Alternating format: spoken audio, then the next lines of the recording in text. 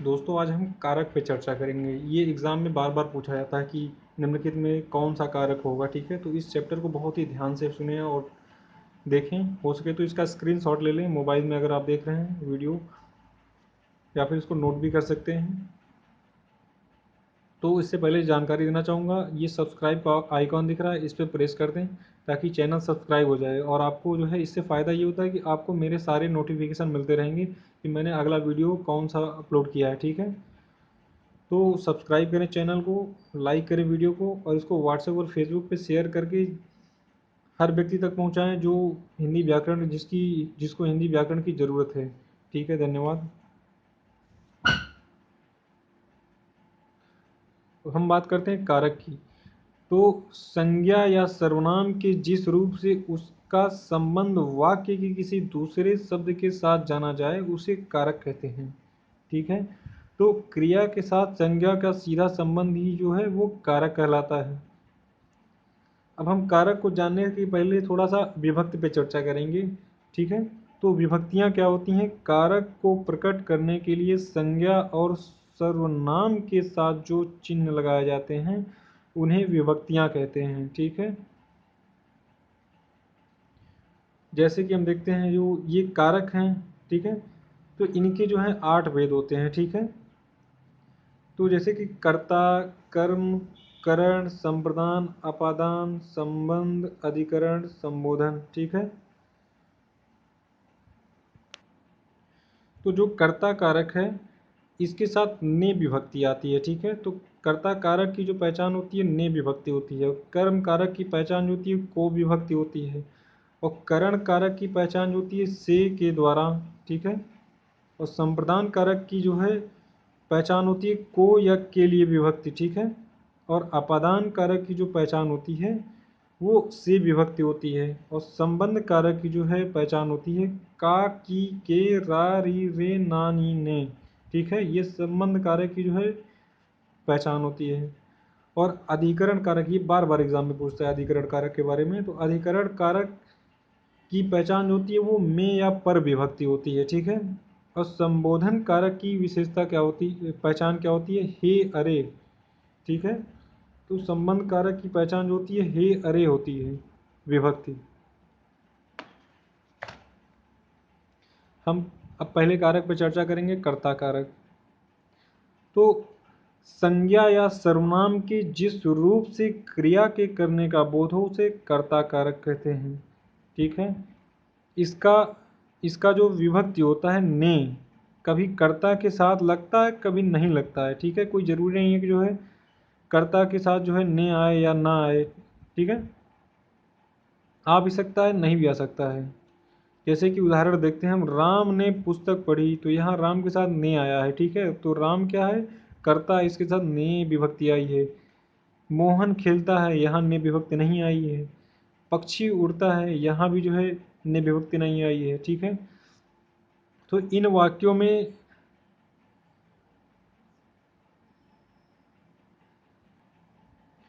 राम, मोहन और पक्षी कर्ता कारक हैं। ठीक है, तो इन वाक्यों में राम, मोहन और पक्षी जो हैं वो कर्ता कारक हैं। राम, मोहन और पक्षी, क्योंकि इनके द्वारा क्रिया के करने का बोध हो रहा है। ठीक है, तो यहाँ जो राम क्रिया कर रहा है, क्या? पुस्तक पढ़ने का क्रिया कर रहा है।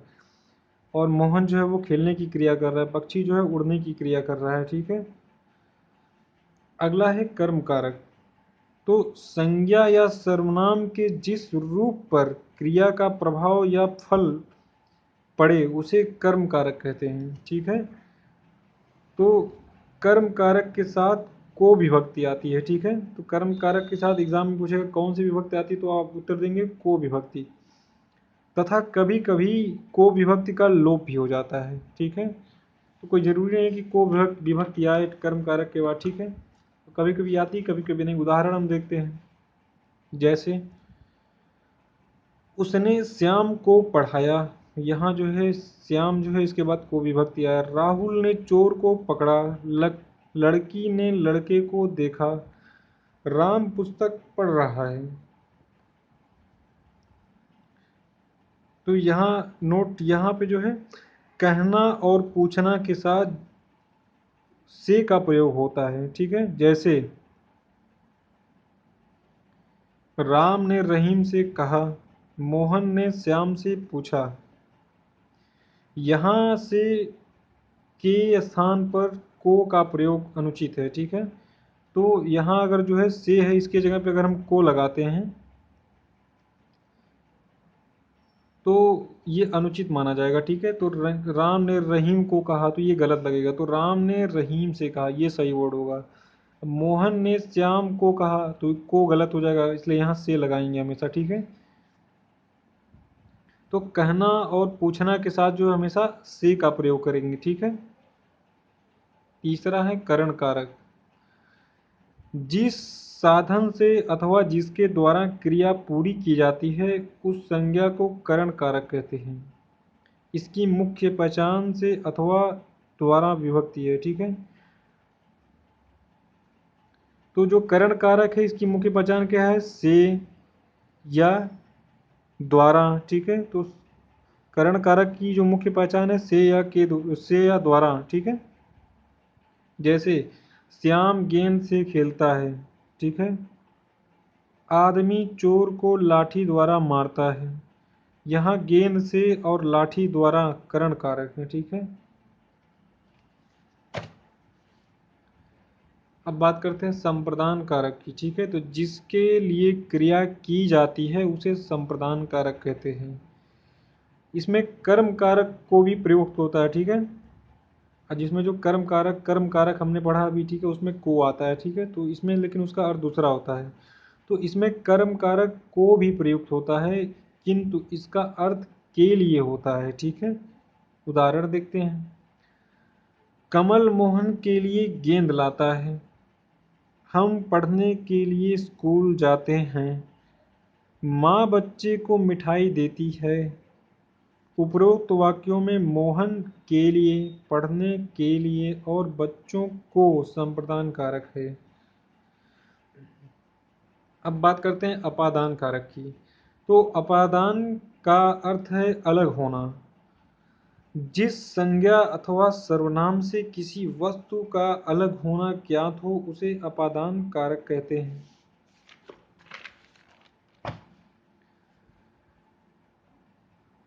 करण कारक की भांति अपादान कारक का विभक्ति चिन्ह भी से है, ठीक है। तो कंफ्यूज मत होइएगा आप। करण कारक में भी से आता है और अपादान में भी से आता है, परंतु करण कारक में इसका अर्थ सहायता होता है तथा अपादान कारक में से विभक्ति का अर्थ अलग होना होता है, ठीक है। तो जो करण कारक होता है उसमें जो है से का मतलब जो होता है वो सहायता होता है, ठीक है। और अपादान कारक जो होता है उसमें से विभक्ति का अर्थ जो होता है अलग होना होता है। जैसे देखते हैं उदाहरण, समझ में आ जाएगा आपको। हिमालय से गंगा निकलती है, ठीक है। तो यहाँ बात कर रही है, मतलब यहाँ अलग होने की बात की जा रही है कि हिमालय से गंगा निकलती है, तो हिमालय से गंगा निकल रही है, ठीक है। वृक्ष से पत्ता गिरता है, यहाँ जो है वृक्ष से पत्ते के अलग होने की बात की जा रही है, तो यहाँ जो है अपादान कारक होगा। तो एग्जाम में आप कंफ्यूज मत होइएगा कि जो है यहाँ पे कहीं करण कारक तो नहीं, तो यहाँ नहीं, ये चीज़ ध्यान में रखिएगा जहाँ यहाँ अलग होने की बात की जा रही है, ठीक है। इस चीज़ को ध्यान में रखिएगा। जैसे कि वृक्ष से पत्ता गिरता, तो यहाँ अलग होने की बात की जा रही है, तो इसलिए यहाँ पे अपादान कारक होगा, ठीक है। यहाँ से विभक्ति का मतलब होगा अपादान कारक से। घुड़सवार घोड़े से गिरता है, ठीक है। यहाँ भी जो है घोड़े से घुड़सवार गिर रहा है, यानी दोनों अलग हो रहे हैं, तो यहाँ गिरने की बात हो रही है, तो यहाँ भी जो होगा अपादान कारक होगा। इन वाक्यों में हिमालय से, वृक्ष से तथा घोड़े से अपादान कारक हैं, ठीक है। तो ये तीनों जो है हिमालय से, वृक्ष से और घोड़े से जो है ये तीनों जो है अपादान कारक हैं। अब हम बात करते हैं संबंध कारक की, ठीक है। तो संज्ञा अथवा सर्वनाम के जिस रूप से एक वस्तु का संबंध दूसरी वस्तु से किया जाए उसे संबंध कारक कहते हैं, ठीक है। और संबंध कारक की पहचान जो होती है वो का की के होती है, ठीक है। तो का की के जहाँ पे आए तो वहाँ संबंध कारक होगा। उदाहरण जैसे कि कमल की किताब मेज पे है, ठीक है। तो यहाँ की शब्द आ रहा है, तो की विभक्ति जो है ये आ रहा है, तो ये इसका मतलब जो है यहाँ पे संबंध कारक होगा, ठीक है। राम का घर दूर है, इन फूलों का रंग बहुत सुहाना है, ठीक है। तो इन वाक्यों में कमल की, राम का, फूलों का संबंध कारक होंगे। अब बात करते हैं अधिकरण कारक की।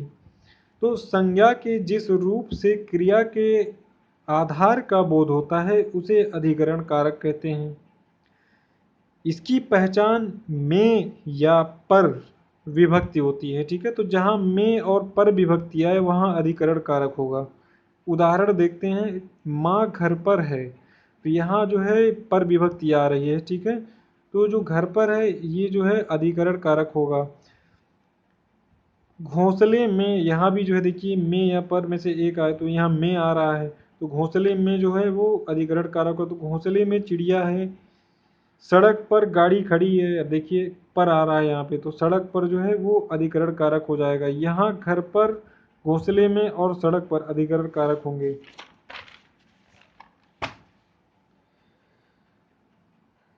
अंतिम है संबोधन कारक, ठीक है। तो संज्ञा के जिस रूप से किसी को पुकारने या सावधान करने का बोध हो उसे संबोधन कारक कहते हैं।